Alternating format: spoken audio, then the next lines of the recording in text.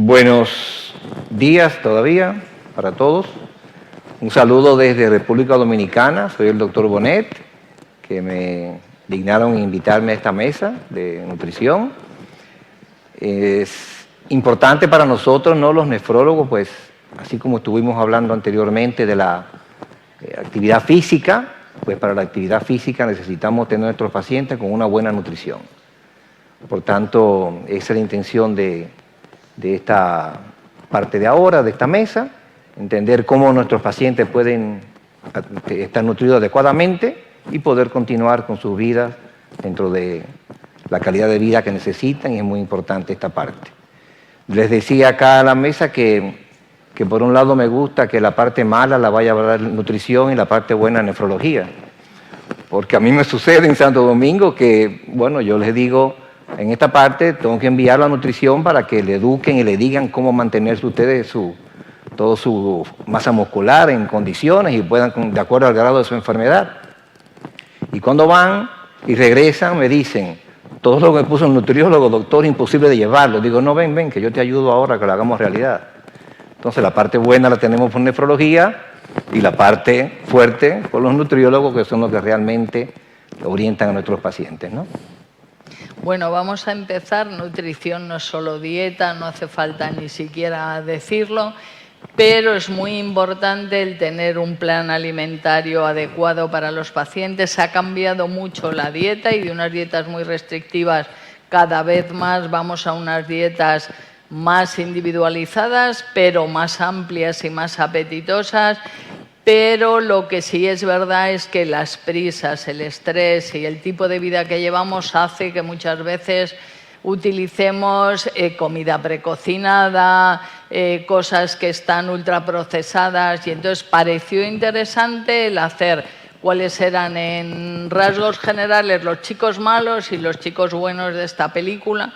Y entonces Ángel Nogueira Pérez, yo creo que no hace falta presentarle, pero bueno, es nutricionista, ha hecho su tesis doctoral sobre enfermedad renal crónica, nutrición y ejercicio.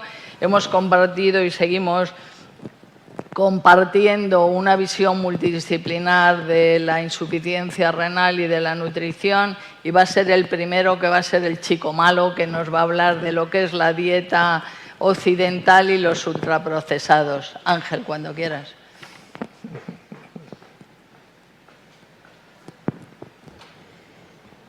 Bueno, muchas gracias por contar conmigo en esta mesa, aunque sea el malo. Como siempre digo, los malos vamos a todos los sitios y los buenos solo van a un sitio. Entonces, bueno, pues el malo siempre es el mejor. Bueno, pues vamos a empezar porque nos han comido los anteriores tiempo. Aquí. ¿Quiénes son los chicos malos? Hay muchos chicos malos. Yo, en general, lo que vamos a hablar de chicos malos va a ser la dieta occidental, la ingesta proteica, los alimentos ultraprocesados y el sedentarismo, que aunque no es nutrición, como decía Guillermina, la nutrición no es solo alimentos, son otras cosas, son hábitos de vida saludables, y ahí estaría la actividad física. A lo largo de los siglos hemos ido aumentando nuestra esperanza de vida. Nosotros, como especie, tenemos una media de vida más o menos de unos 50, 60 años. Actualmente rebasamos esa edad.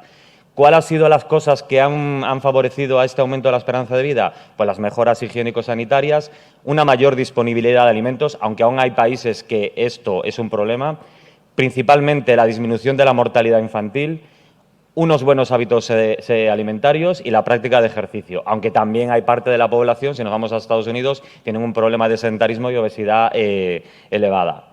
La esperanza de vida es mayor de 60 años. ¿Y cuál es la diferencia en que lleguemos o sobrepasemos esa edad de una forma u otra? Pues aquí está el ejercicio físico, ¿vale? Aquellos pacientes que llevan una vida saludable, buena nutrición y hábitos de ejercicio físico, pues en principio van a vivir más y mejor. ¿Qué es la dieta mediterránea? Pues la dieta mediterránea es la dieta en la que se consume principalmente frutas, verduras, proteínas de origen vegetal como los frutos secos y las legumbres, y va a tener un consumo moderado de alimentos de origen vegetal como carnes magras y pescados. Pero no solo alimentos, también son hábitos de vida, ejercicio y hábitos de consumo. En la dieta mediterránea se toman los alimentos cuando es su estación. Y luego también pues, favorece la sostenibilidad porque se consumen los alimentos de la zona donde se está viviendo. ¿Qué ocurre? En los últimos años la mujer se incorpora al trabajo, ya no es la encargada, parece un poco machista ese comentario, pero bueno, no es la encargada de ocuparse de la casa, de hacer la alimentación, ya trabajan los dos, están fuera y entonces se recurren a alimentos que sean rápidos y que faciliten la vida. Entonces, estamos observando un cambio hacia una dieta occidental o atlántica, o sea, americana, perdón, que también se la conoce así, en la que se consumen más alimentos procesados, más cantidad, mucho más energéticos, y entonces esa dieta saludable que está declarada por la ONU por la UNESCO, como Patrimonio de la Humanidad, pues se está abandonando. Y es que es un problema, porque la dieta mediterránea tradicional pues va a tener un aporte mayoritario de fibra, de vitaminas, minerales y antioxidantes con ese consumo de frutas y verduras. Esas frutas y verduras, que esto no lo va a contar Emma, tienen una serie de nutrientes, como lo que son los fitoquímicos, flavonoides y compuestos fenólicos, que tienen un beneficio en nuestra salud, pero que no son nutrientes como tal, como un carbohidrato o una proteína, van a tener pocos aditivos alimentarios y esa distribución de energía va a ser mucho más apropiada porque los tamaños de las raciones son tirando hacia pequeñas, por decirlo así, o más apropiadas. En contraposición, la dieta occidental pues, va a tener unos volúmenes mayores de raciones, por eso es mucho más energética. La gente que habéis ido a Estados Unidos, a mí siempre me contáis que, por ejemplo, el brick de leche es muy llamativo, que aquí son de 1 litro y ahí son tanques. Entonces, todos a lo grande, los zumos, lo mismo. Entonces, son raciones muy grandes y de alimentos muy calóricos. Van a tener mucho más aditivos alimentarios esa alimentación y, evidentemente, como se disminuye el consumo de frutas y verduras, pues todas esas vitaminas, esos antioxidantes y esos fitoquímicos, pues son también pequeños en presencia en este tipo de dieta. Todos sabemos cómo afecta la ingesta proteica al riñón o el exceso de proteínas. Va a producir una hiperfiltración glomerular que va a producir daño a la estructura del glomérulo. Eso va a aumentar la presión intraglomerular que sigue dando daño a la estructura del glomérulo y es un círculo vicioso que si no se corrige o no se corta, pues va a llevar al daño renal. Entonces, bueno, las guías Kadoki nos dicen que la ingesta proteica tiene que ser en torno a 0,55-0,60 en enfermedad renal crónica avanzada y 1,2 en hemodiálisis. Siempre se hablaba de que la dieta renal era una dieta hipoproteica y era mentira porque la dieta de la población saludable es recomendada en torno a los 0,8, que era la recomendación que teníamos ahora. Yo pienso que la dieta hipoproteica es ahora la que se está recomendando con estas nuevas revisiones de las guías. Si intentáis hacer una dieta con 0,55, 0,60 gramos de proteínas, el paciente no va a comer carne, ni va a comer pescado, ni va a comer nada animal. Va a ser una dieta prácticamente vegetariana. Y si quieres ponerle ese tipo de alimentos, pues como decíamos Guillermina y yo, lo que van a comer es briznas de pollo. Hicimos un estudio en el cual estudiábamos la ingesta proteica y su impacto en la masa muscular. Vimos cómo aquellos pacientes que consumían una proteína en torno al 0,81 tenían una masa muscular mejor que aquellos pacientes que tenían una ingesta proteica inferior. Entonces, hay que tener cuidado con esa restricción proteica porque podemos hacer que el paciente pierda músculo y lo que han contado en la charla anterior, sarcopenia, fragilidad. ¿Cuál es la definición de alimento ultraprocesado? Pues son formulaciones de varios ingredientes que, además de sal, azúcares, aceites y grasas, van a incluir sustancias alimenticias no utilizadas en las preparaciones culinarias, en particular por los saborizantes, los colorantes, los edulcorantes, bueno, toda la serie de aditivos, para imitar cualidades sensoriales de los alimentos no procesados o mínimamente procesados y de sus preparaciones culinarias o para enmascarar cualidades indeseables del producto final. Entonces, esto es un alimento ultraprocesado. Hay muchas definiciones, esta es una de ellas. ¿Cuál es el consumo de los alimentos ultraprocesados en el mundo? Pues, como no podía ser de otra forma, en Estados Unidos es el que más consumo de ultraprocesados tiene, seguido de Inglaterra y Canadá. Los que menos, Colombia y Rumanía, y España estaría pues casi a la mitad. Y yo creo que ese consumo va a la alta. ¿Cómo clasificamos a los alimentos ultraprocesados? ¿Cómo sabemos el grado de calidad del alimento? Pues con esta clasificación. Son cuatro grupos. El cuarto sería el que son alimentos ultraprocesados y que son los que presentarían la peor calidad de todos. El grupo 1 sería el mejor, que son los que están mínimamente procesados o no procesados. Bueno, para no entretenernos, esta sería la clasificación. Ahí veríamos todos los alimentos donde los meteríamos. Y el consumo de alimentos ultraprocesados pues tiene una serie de consecuencias. Tiene un riesgo de aumentar la obesidad. En torno al 10% de aumento del consumo de ultraprocesados, pues vamos a aumentar el riesgo de sobrepeso, de obesidad y de obesidad abdominal. La hipertensión, como son alimentos que tienen más sodio, pues evidentemente el riesgo de hipertensión y de enfermedad cardiovascular va a ser mayor. En el caso de la diabetes también es una relación directa, pero aquí hay que diferenciar entre qué alimento procesado estamos hablando. Si tenemos un alimento ultraprocesado que es carne procesada con muchos aditivos, galletas, productos de panificación, esos alimentos son los que van a tener incidencia, bebidas azucaradas, esos son los alimentos que van a tener incidencia en la diabetes. Si tenemos lácteos, que son alimentos procesados o mínimamente procesados, o panes integrales, pues en principio el riesgo de diabetes es menor. Va a haber una relación directa con el cáncer, principalmente el colorectal, el de mama o el de páncreas. Va a aumentar la mortalidad porque está aumentando todos los factores de riesgo de mortalidad. Va a aumentar también las proteínas, las lipoproteínas, y como va a haber una afectación del intestino, va a aumentar la permeabilidad y va a producir inflamación, que eso también nos lo va a contar Emma. Este gráfico me gusta mucho porque aquí nos está contando las cualidades de un ultraprocesado. Para no entretenernos, os enseño la primera. La primera lo que nos dice es que este ultraprocesado pues tiene mucho azúcar, mucha sal, y ¿qué es lo que ocurre? Que va a disminuir la calidad de ese nutriente. Como es alto en azúcares, el índice glucémico sabemos que nos da mucho más apetito, más hambre, y lo que va a hacer es que consumamos más.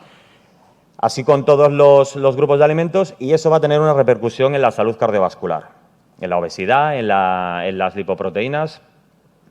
Y es que las dietas, monodietas o dietas altas en algún nutriente, pues pueden aumentar la mortalidad. Las dietas altas en sodio, las dietas bajas en cereales y bajas en fruta, pues están a la cabeza de la mortalidad cuando se sigue una monodieta, una dieta muy restrictiva. Y principalmente son causas cardiovasculares, en el caso de dietas bajas en frutas, la diabetes.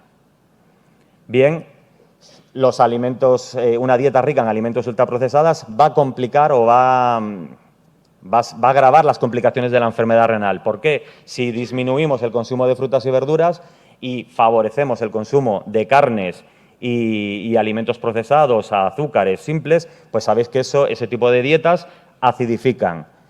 Si disminuimos el consumo de frutas y verduras, que van a producir en su metabolismo bicarbonato, pues ese efecto de alcalinización de este tipo de dietas pues no lo vamos a tener. Además, son dietas de peor calidad y pues vamos a perder, como os dije al principio, pues todos esos nutrientes que los encontramos en vegetales en menor proporción. Y hay ya cada vez muchos más estudios que miran los efectos de los ultraprocesados en enfermedad renal. Y lo que va a hacer un ultraprocesado en la enfermedad renal es que si no hay enfermedad renal, va a favorecer la aparición de la enfermedad renal. Si hay enfermedad renal, que se agrave, y si limitamos o restringimos ese grupo de alimentos, posiblemente incluso podamos revertir un pelín esa disminución de la función renal que se ha producido por dietas no apropiadas. Bueno, esto son todos estudios que nos cuentan eso. Y bueno, el ejercicio físico, para terminar, va a tener una serie de beneficios, va a disminuir la mortalidad, va a disminuir la comorbilidad, va a ayudar en el control del peso. Yo siempre digo que la obesidad es de los grandes factores de riesgo de enfermedad renal. ¿Por qué? Porque la obesidad nos va a producir diabetes, nos va a producir hipertensión, y esas dos son las principales comorbilidades de enfermedad renal. Por eso la resalto un poquito más. Va a producir mejoras cardiovasculares, va a prevenir la diabetes y va a disminuir el riesgo de fragilidad y sarcopenia y, por lo tanto, mejorar la calidad de vida de nuestros pacientes. Esto sería un chico bueno, pero me parecía mucho más bonito ponerlo como chico bueno que como chico malo, que sería el sedentarismo. Y bueno, pues esto sería el resumen, pues que actualmente se está abandonando la dieta mediterránea en favor de la dieta atlántica, Perdón, de la dieta occidental, esto es un error. Un consumo alto de proteínas va a perjudicar la función renal, de ahí la necesidad de restringir la proteína, pero debe ajustarse para que no se disminuya la masa muscular. El consumo de alimentos ultraprocesados va a disminuir la calidad de la dieta, va a aumentar el riesgo de enfermedades no transmisibles como la obesidad, la hipertensión y la diabetes, todos ellos factores de riesgo de enfermedad renal. Dietas altas en sodio y bajas en cereales y frutas son causa de mortalidad, principalmente cardiovascular. El consumo de ultraprocesados va a ser en sí mismo un factor de riesgo directa e indirectamente de enfermedad renal. Ya establecida la enfermedad renal va a agravar las complicaciones propias de la enfermedad. En pacientes trasplantados, que es un estudio que lo he pasado por alto, perdón. En pacientes trasplantados se ha visto que un consumo alto de alimentos ultraprocesados va a aumentar el riesgo de mortalidad por todas las causas. Y en los pacientes en diálisis se ha visto que su ingesta de ultraprocesados es mayor que en población general y que esa ingesta se va a producir en los días de no diálisis. Y es necesario incluir la práctica de ejercicio físico moderado para, dentro de los hábitos de vida saludable, pues para llevar una vida próspera y plena. Y esto sería toda la bibliografía que he utilizado y muchas gracias. He ido un poquito rápido porque nos han comido el tiempo los anteriores. Gracias, Ángel. Vamos a ver los buenos de la película, que somos los nefrólogos, y vamos a hablar de las modificaciones con las dietas basadas fundamentalmente en vegetales. No hay que presentar a Emma, lleva muchos años trabajando en nutrición y nos va a contar los buenos de la película.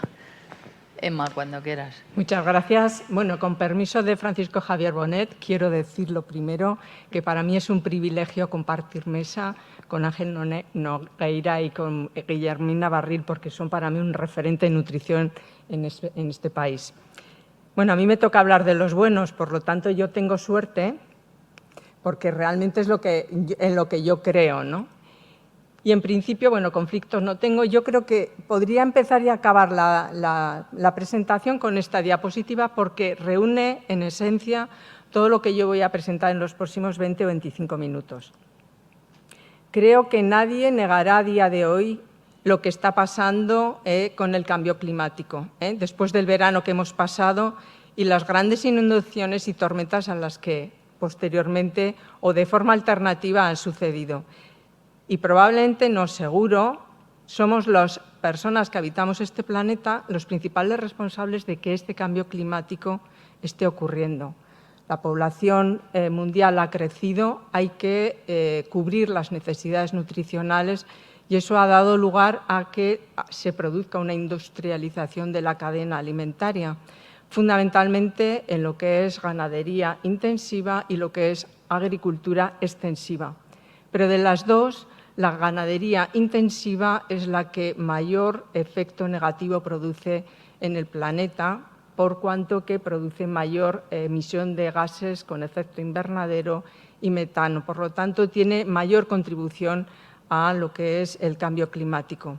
A esto, además, se une que hay una producción excesiva de alimentos. Eso hace que nosotros tengamos un acceso libre a la alimentación, alimentos, como mucho nos ha comentado Ángel, ricos en grasas saturadas, alta cantidad de proteína animal, sal, azúcares simples, y eso hace que se esté produciendo un crecimiento importante de enfermedades crónicas llamadas no comunicables, como puede ser la obesidad, la diabetes, la hipertensión y, por supuesto, también la enfermedad renal crónica. Tenemos que cambiar el chip. Esto no puede ser. Un poco al hilo de lo que ha comentado también Ángel, hay una relación directa entre el consumo, la cantidad de proteína que se come y la incidencia de enfermedad renal. En este estudio, lo mismo que en estudios múltiples que se han publicado, como por ejemplo el Teran Lipid Study, lo que se demuestra es que cuanto más cantidad de proteína se come, mayor incidencia de enfermedad renal. Fundamentalmente esta relación es con proteína animal y sobre todo es con la proteína, con la carne roja y especialmente con la carne roja procesada. Entonces, después de toda esta evidencia científica que ya está publicada, en principio los nefrólogos tenemos por delante un importante reto. Creo que todos somos conocedores que está actualmente habiendo una corriente o una moda, sobre todo en la gente joven, que es poner las proteínas en la base de la pirámide nutricional con menor consumo de frutas y vegetales. Todo esto con la filosofía de intentar llegar o volver a lo que era la alimentación de nuestros antepasados en la época del Paleolítico, que eran fundamentalmente humanos que comían fundamentalmente carne. También es cierto que junto con esta corriente de aumento del concepto de la proteína como base nutricional hay un aumento enorme de alimentos procesados con alto contenido de proteínas, que es la moda que se ha puesto ahora en la población.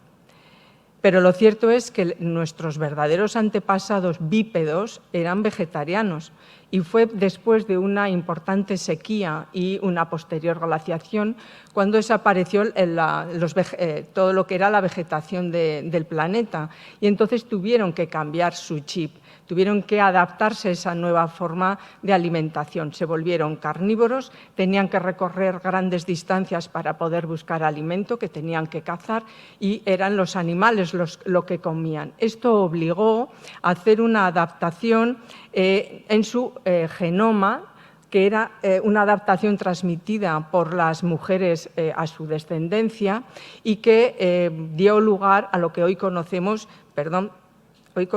como genotipo ahorrador. Es decir, es un patrón de adaptación que se caracteriza por una resistencia a la insulina, con lo cual permite que el exceso de ingesta de alimentos se acumule en forma de grasa como energía, y también una resistencia a la leptina, lo cual permite que no haya saciedad. Y eso hacía que podían comer grandes cantidades de alimento y de esa manera guardar reservas para la época de hambruna.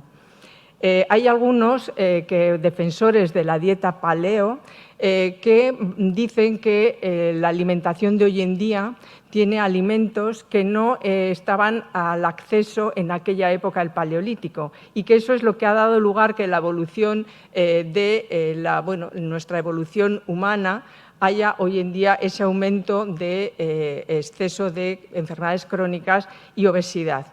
Probablemente también, y un poco al hilo de lo que ha comentado, es que probablemente también lo que hay es muy poco ejercicio o mucho sedentarismo.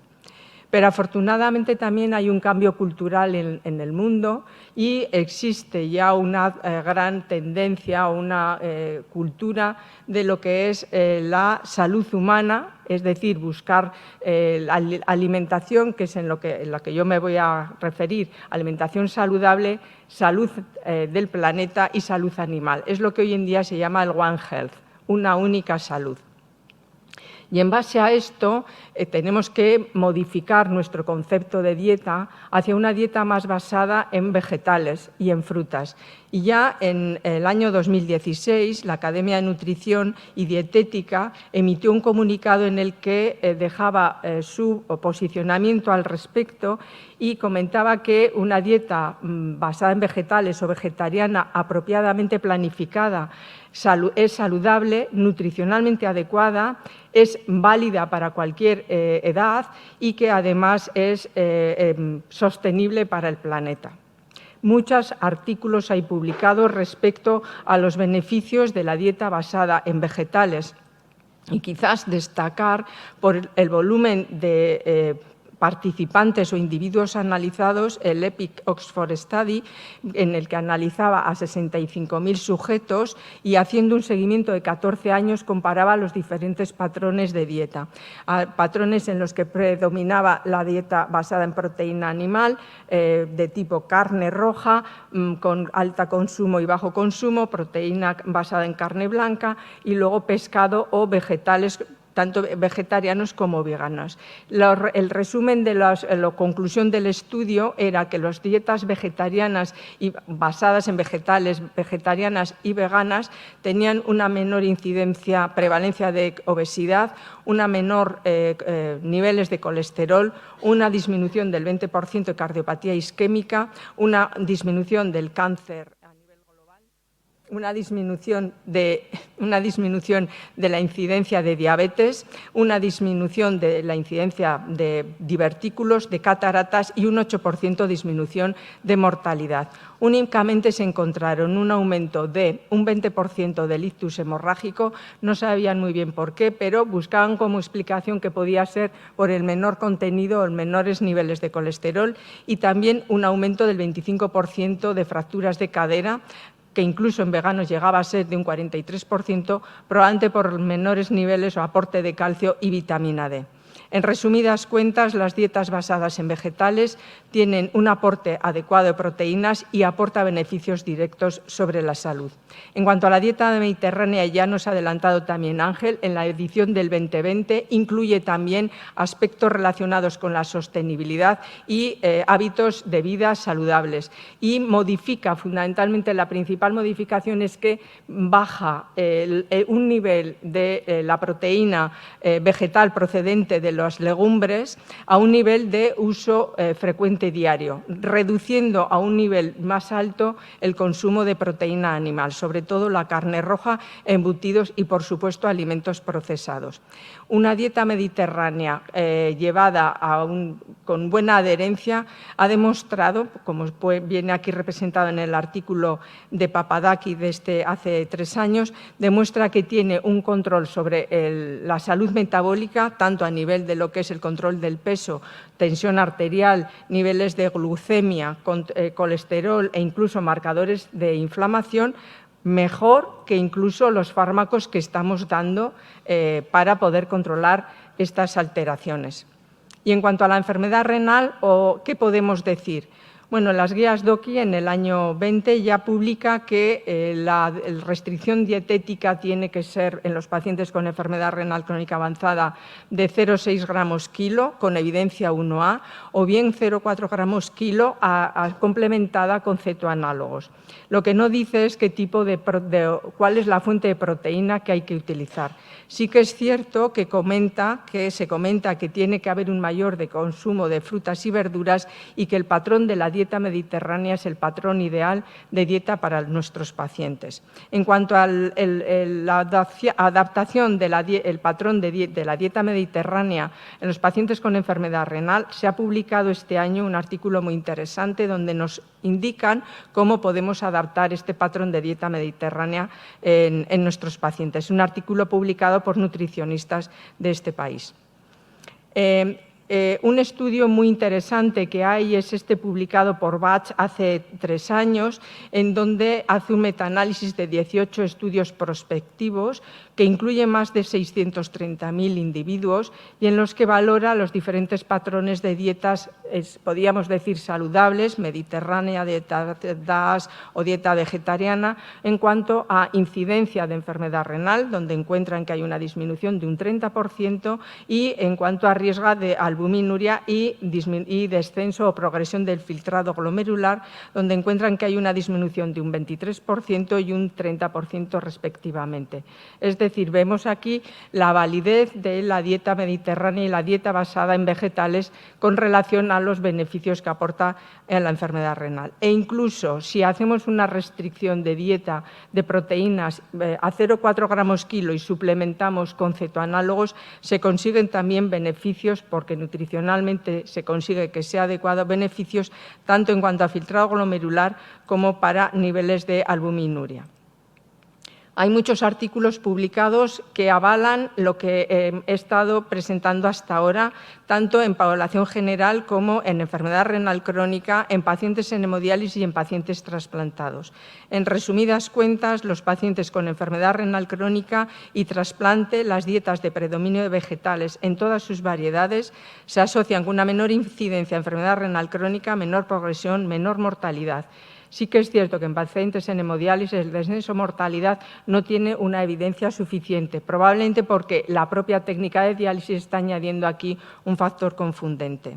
Ya hemos comentado, se han comentado los beneficios de la dieta mediterránea y de las dietas basadas en vegetales en cuanto a las diferentes causas que producen enfermedad renal, la progresión e incluso todas las complicaciones relacionadas con la enfermedad renal. Entonces, hasta aquí, después de haber dicho todo esto, ¿qué podemos recomendar a nuestros pacientes? Proteína animal, proteína vegetal.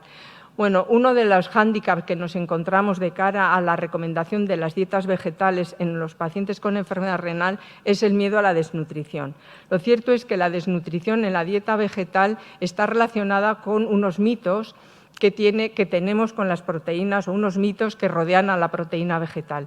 Se parte del hecho de que la proteína vegetal tiene menor calidad nutricional, pero la verdad es que tanto la proteína vegetal como la proteína animal están constituidas por 20 aminoácidos, de los cuales 9 son aminoácidos esenciales, que por lo tanto son aminoácidos que hay que aportar con la dieta, y que lo cierto es que la proteína animal, el contenido de aminoácidos esenciales está casi siempre garantizado.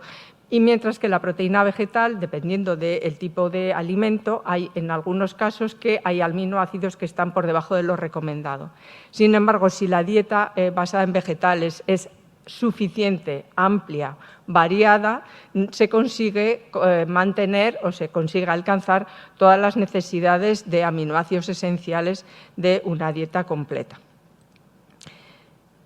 Cuando hacemos una restricción de proteínas, se produce en el organismo una adaptación a esta restricción de proteínas que consiste en que el organismo se pone en modo de reset con el objetivo de intentar mantener el balance nitrogenado neutro, por lo menos. Y este mecanismo también está presente en los pacientes con enfermedad renal siempre y cuando se cumplan los requisitos de un aporte calórico suficiente, que eso es una cosa que siempre que se hace restricción de proteínas hay que garantizar, lo cual da lugar a veces que nos encontremos pues igual con cosas como has publicado en el estudio que hicisteis, porque el aporte calórico a veces es muy difícil, salvo que se hagan encuestas dietéticas, no es fácil saber si están comiendo nuestros pacientes bien o no. Y el otro factor fundamental es que no haya ni acidosis ni inflamación. El otro hándicap con el que nos encontramos a la hora de recomendar dietas vegetales en nuestros pacientes es el potasio. Pero la verdad es que hay en la literatura suficiente evidencia científica que avala el hecho de que las frutas y vegetales tienen una biodisponibilidad del potasio que no llega al 50 al 60%, por lo tanto se reduce casi a la mitad el aporte de potasio del alimento. Y estudios que se han hecho buscando la repercusión en cuanto a hiperpotasemia de diferentes dietas basadas en vegetales, la verdad es que prácticamente ningún estudio encuentra hiperpotasemia. Aquí hay un estudio en este artículo, pero solamente habla de 13 pacientes. Hay que tener en cuenta que aparte de la dieta hay factores que son los responsables muchas veces de esta hiperpotasemia, tanto fármacos como por ejemplo el estreñimiento, que es un factor con el que tenemos que estar permanentemente luchando con nuestros pacientes, y también los aditivos. Los aditivos no solamente añaden fósforo, sino también hay aditivos de potasio que pueden llegar a duplicar la cantidad de aporte de potasio que tiene el alimento natural. De todas las dietas basadas en vegetales, que hay muchos, quiero destacar la dieta Plado, que ha sido descrita por Calanta recientemente y la que, en principio, es una dieta baja en proteínas, pero además destaca que debe ser o garantizarse al menos el 50% de esa proteína de proteína vegetal. Con esta proteína consigue aportar poco sodio, un aporte de calorías adecuada, 30-35 kilocalorías, rica en fibra, al menos alcanza las necesidades de fibra que se recomiendan, es cardiosaludable, favorece el enlentecimiento de la progresión de la enfermedad renal, disminuye la sintomatología urémica, con lo cual garantiza una mejor calidad de vida a los pacientes y asegura también un adecuado aporte nutricional y unos niveles de potasio. Pero decir que probablemente todos los beneficios de la dieta basada en vegetales tiene un actor principal, que es la fibra. Y esta fibra es la que modifica o es la responsable de una serie de modificaciones que se producen en nuestro organismo en una población que tenemos en nuestro tubo digestivo, que es la microbiota. Esta microbiota en condiciones normales está presente a lo largo de todo el tubo digestivo, con diferentes poblaciones dependiendo de la ubicación. pero en enfermedad renal crónica se produce una disbiosis de esta microbiota que se produce porque hay paso de la urea de la circulación al tubo digestivo. Modifica las poblaciones de bacterias dentro del tubo digestivo, fundamentalmente favorece el crecimiento de bacterias que transforman la urea en amonio y además el crecimiento de bacterias proteolíticas, que son las que transforman las proteínas animales en toxinas urémicas. Irrumpen, alteran la integridad de la barrera intestinal y favorece el paso pues, de estas toxinas urémicas, de citoquinas y de bacterias a la circulación, produciendo una inflamación crónica. Decir que hay microbiota también en la boca y que esta microbiota es la que da lugar a la transformación de los nitratos que nosotros tomamos con los alimentos, fundamentalmente vegetales, en nitritos y finalmente en óxido nítrico. Este óxido nítrico da lugar o tiene efectos beneficiosos sobre la salud cardiovascular y la salud renal. Y decir que cuando estamos utilizando colutorios nos estamos cargando a esta microbiota, y esto es uno de los factores que algunos autores hablan que puede justificar el mal control de tensión en algunos pacientes. Pero donde realmente se da o dirime la lucha entre los buenos y los malos es en el tubo digestivo, en esta población de microbiota. Entonces, la alimentación basada en proteína animal, sobre todo carne roja, lo mismo que alimentos procesados y alimentos que son ricos en grasas, favorecen el crecimiento de la microbiota proteolítica, que da lugar, como he dicho, a las toxinas urémicas, a la alteración de la integridad de la pared intestinal y a la traslocación de todos los factores que hemos comentado. Sin embargo, la alimentación basada en vegetales y rica, por tanto, en fibra, favorece el crecimiento de la microbiota comensal o sacarolítica, que da lugar a la aparición o a la síntesis de ácidos grasos de cadena corta, que son los que favorecen la integridad de la membrana celular porque son su fuente de energía, dando lugar a una especie como de bloqueo de paso de todas las toxinas urémicas, aparte de que también disminuye la síntesis, no da lugar a toxinas urémicas la proteína vegetal y hay un aporte mayor de álcali que no carga ácida como es la proteína animal. Por lo tanto, si nosotros hacemos una dieta basada en sobre todo proteína vegetal, disminuyendo la proteína animal, favoreciendo alimentos proprebióticos y mejorando el hábito intestinal, disminuyendo el estreñimiento, que es un factor muy negativo, y además, mediante el aporte de proteína vegetal, conseguimos la síntesis, que aumente la síntesis de ácidos grasos de cadena corta, que viene o procede de los carbohidratos no digeribles, estamos consiguiendo que disminuya la salida de esta luz intestinal de todos los factores negativos que hemos comentado, toxinas urémicas, etc. Estas toxinas urémicas son las que producen las alteraciones a nivel de la pared vascular, a nivel de lo que es el riñón, favoreciendo la fibrosis y el deterioro de función renal, y a nivel de lo que es la inflamación sistémica. Es decir, estaríamos haciendo una especie de lo que llamaríamos una diálisis entérica.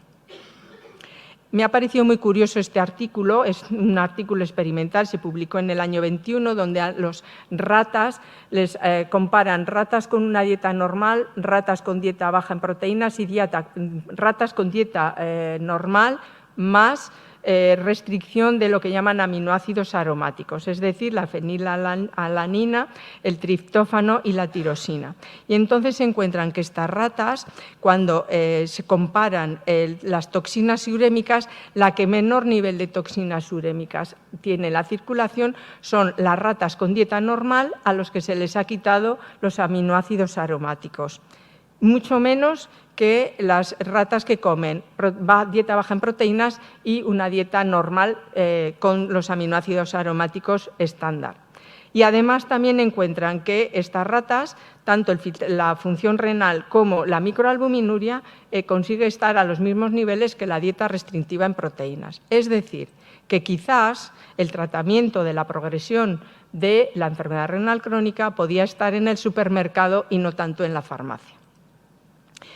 Y ya casi para acabar, comentar que aparte de los beneficios de la dieta que ya hemos comentado basada en vegetales, es cierto que hay una serie de retos a los que yo he intentado poner una evidencia para desestimar estos retos. Sí que es cierto que hay quien comenta que la dieta basada en vegetales tiene mayor contenido de antinutrientes y que por lo tanto eso puede limitar la ingesta o la digestión y absorción de algunos nutrientes necesarios, pero el procesamiento de los alimentos como el cocinado, etcétera, estos antinutrientes los elimina o por lo menos los aminora. Y también hay que tener en cuenta que cuando estamos hablando de la agricultura extensiva puede ocurrir que también tengamos mayor aporte de herbicidas. Por eso se recomienda la dieta de vegetales locales y a poder ser ecológicos.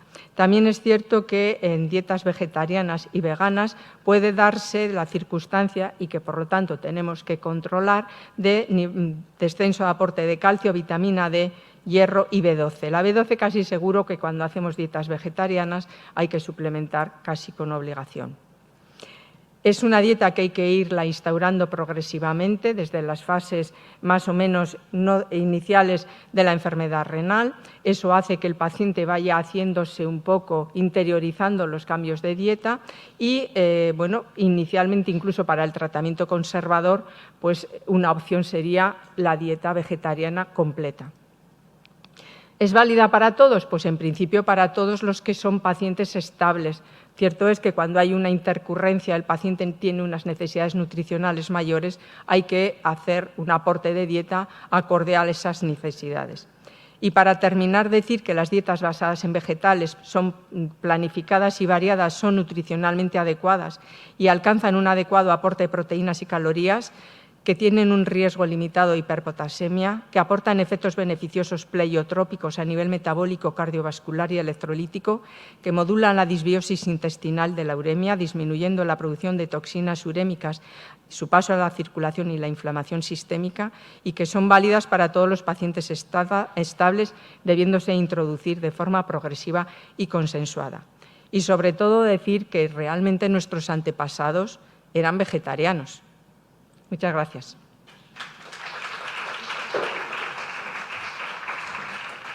Muchas gracias, Emma.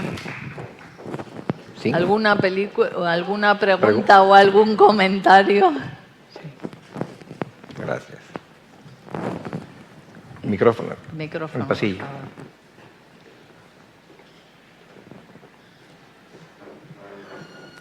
Bueno, muchas gracias por las dos charlas, han sido la verdad muy interesantes, sobre todo para un profano en la materia como soy yo. Quería preguntar una cosa que se oye mucho sobre las dietas intermitentes, ¿no? Que se está hablando como para reducir la obesidad, y a ver qué sabéis un poco de esto. Yo creo que es más tuyo que mío, ¿eh? A mí no me gusta ese tipo de dietas. Cuando miramos estudios y está la evidencia de que el aporte de proteína tiene que ser sostenido a lo largo del día para que se mantenga la masa muscular, incluso crezca. Si tú haces un ayuno intermitente un ayuno intermitente de 12 horas yo lo podría aceptar, pero uno de 16, 18 es que no estás haciendo ese aporte proteico. Un ayuno de 12 horas, cenas a las 9 de la noche y te levantas y desayunas a las 9 de la mañana, es una cosa, yo creo que es razonable, pero yo no estoy partidario de las dietas del ayuno intermitente. Y luego pasa otra cosa, que no comes durante 16 horas y luego te pones tibio, entonces al final, si haces un ayuno intermitente vas a tener que hacer dieta, porque si esto Isabel nos puede también dar apuntes. Si luego vas a tomarte 7.000 calorías en una ventana de 5 horas, pues es que no... Yo creo que si vas a hacer ayuno intermitente tienes que hacer dieta. ¿Para qué vas a sufrir haciendo dieta? Dieta con ayuno intermitente y una serie de horas sin comer, si al final vas a tener que hacer dieta, pues haces dieta dando un aporte proteico a lo largo del día. Y luego pasa otra cosa, que puede bajar la glucemia. Nos pasó con una compañera en el hospital que estaba haciendo ayuno intermitente y estaba con hipoglucemias. Jo. A lo mejor hay alguien que está en contra de lo que digo y me acanea, pero yo lo veo así. Sí. Hola, buenas tardes. Muchas gracias por la charla. Yo te quería preguntar sobre los cetoanálogos. Porque yo soy de Colombia y allá los mandaba, pero yo acá no tengo mucha experiencia. Si sé, pues, qué criterios hay, pues aparte, no sé, si para pacientes en diálisis, si están financiados. Acá no los he mandado nunca, la verdad. Bueno, no, es que en principio, bueno, a ver, los cetoanálogos, nosotros estamos haciendo un grupo de trabajo en España, estamos haciendo un estudio ahora mismo con una dieta restringida de proteínas de 0,45, me parece que es, ¿verdad? Sí. Sí. Más cetoanálogos para un poco como estudio para darle peso a la dieta adecuada para un poco ver cómo funciona en cuanto a adherencia porque los cetanálogos que salieron anteriormente eran unos cetanálogos que los pacientes no los aceptaban y entonces, bueno, ahora mismo estamos haciendo el estudio con cetoanálogos viendo cómo mejora la adherencia del paciente a los cetanálogos y luego un poco qué beneficios produce, no solamente en cuanto a adherencia, sino también en cuanto a la evolución. No están financiados de momento, se está intentando que con este trabajo se pueda presentar en el Ministerio para que puedan ser válidos de cara a la financiación y entonces ahora mismo no... O sea, que por el momento tampoco dirías de empezarlos a usar hasta que no... En principio no vas a poderlos, financiados desde luego no están. No sé si queréis Sí, comentar sí, no. algo.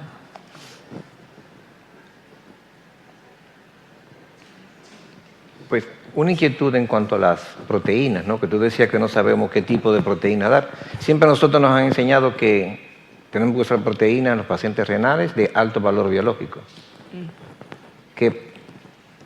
A ver, el alto valor biológico desde mi punto de vista es otro mito, en principio. El valor biológico o calidad de la proteína depende no solamente de su composición de aminoácidos, sino de otros factores, la digestibilidad, la capacidad de absorción, qué utilización hace el organismo una vez que se ha absorbido ese nitrógeno. Y luego, claro, la digestibilidad y la absorción depende de otras cosas, no solamente del alimento, sino, bueno, pues si hay otros alimentos que a su vez se están comiendo, con lo cual modifican su digestibilidad, incluso puede alterar la absorción. Entonces, el valor biológico o proteína como he comentado, de baja o alta calidad, realmente la proteína vegetal, si se da de forma planificada, por eso es importante, por ejemplo, los nutricionistas aquí son los que nos pueden ayudar, se da de forma planificada, es diversa y es amplia y suficiente, es una proteína completa. No sé si tú quieres Sí, ¿Combinamos? opino lo mismo. Javier. Sí. Lo único, eso, que habría que suplementar posiblemente en el vegano con vitamina B12, pero un paciente vegetariano que mete en su dieta huevos o lácteos, en principio no tendría ningún problema. Sí, sí. Perfecto. Pues si no hay ninguna pregunta más, muchas gracias por estar aquí y estar a estas horas. Muchas Y gracias. damos por Gracias a finalizado ustedes. la reunión. Bueno. Ángel.